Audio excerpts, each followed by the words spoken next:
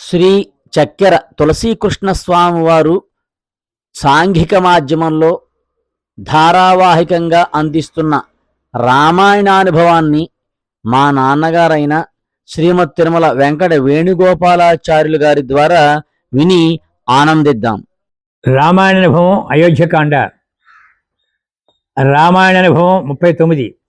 గచ్చతామాతుల కులం భరతేన తదానఘ శత్రుఘ్నో నిత్య శత్రుఘ్నో నియత ప్రీతి పురస్కృత.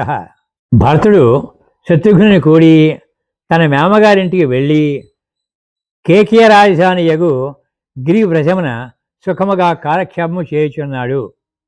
రామలక్ష్మణులు అయోధ్యందే ఉన్నారు.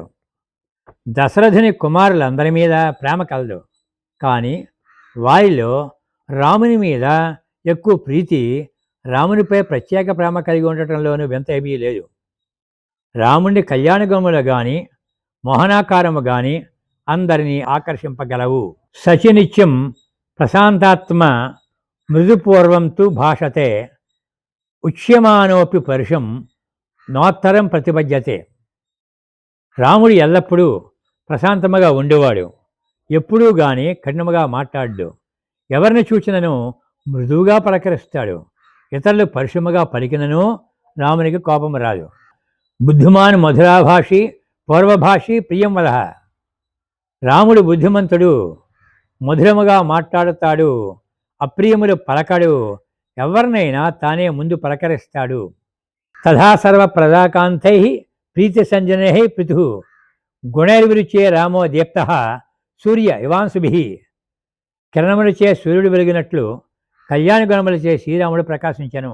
ఇంత సుగుణ సంపన్నుడు అయిన రాముని చూసి దశరథుని మనస్సులో రాముణ్ణి యువరాజ్య పట్టాభిషేకము చెయ్యాలని తలచెను.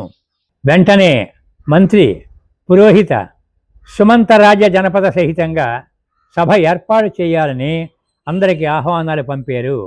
కేకేరాజును జనక మహారాజు మినహాయించి పట్టాభిషేకానంతరము ఈ శుభవార్తను వారు వినగలరు అని సరిపెట్టుకున్నాడు. సభ ఏర్పాటు చేశారు. దశరథుడు ఇలా చెప్పసాగాడు: మా పూర్వీకులు ఈ మహాసామ్రాజ్యాన్ని ఎంత ప్రేమగా పుత్ర సమానంగా పరిపాలించారో మీకు అందరికీ తెలుసు. నేను కూడా యథాశక్తి అందరి సుఖాలకు అందరి శ్రేయస్సులకు పాటుపడ్డాను.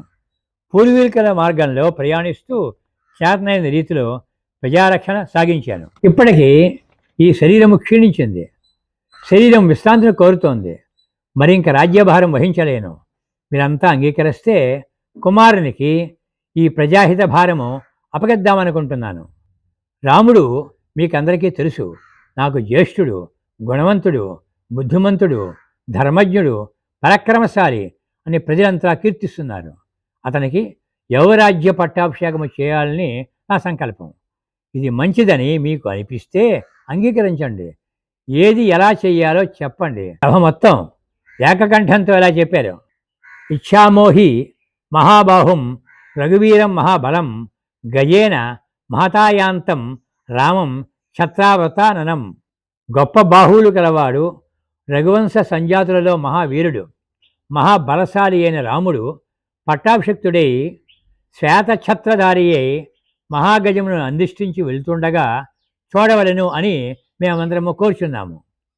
రాముడిని ఎందుకు కోరుకుంటున్నారు అన్న దశరథుని ప్రశ్నకు సమాధానంగా ప్రజలు ఇలా చెప్తున్నారు: